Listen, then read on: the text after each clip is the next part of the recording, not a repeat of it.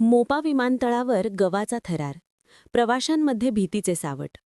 मनोहर आंतरराष्ट्रीय विमानतळ परिसरात मंगळवारी रात्री अनपेक्षित पाहुण्याने हजेरी लावली आणि काही काळासाठी एकच खळबळ उडाली.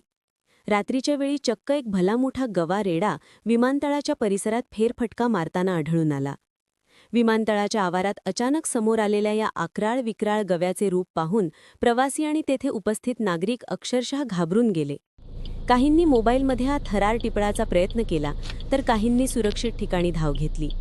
रात्रीच्या शांततेत गव्याच्या वावरामुळे काही काळ तणावाचे वातावरण निर्माण झाले होते.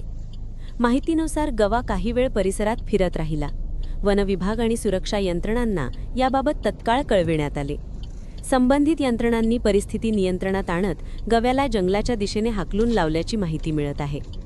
दरम्यान विमानतळासारख्या उच्च सुरक्षा क्षेत्रात वन्य प्राण्यांचा वावर दिसून आल्याने सुरक्षा व्यवस्थेबाबतही प्रश्न उपस्थित होत आहेत. सुदैवाने या घटनेत कोणतीही जीवितहानी झाली नाही. मात्र या अनोख्या रात्रीच्या पाहुण्याने मोपा विमानतळावर काही काळासाठी भीतीचे सावट पसरवले.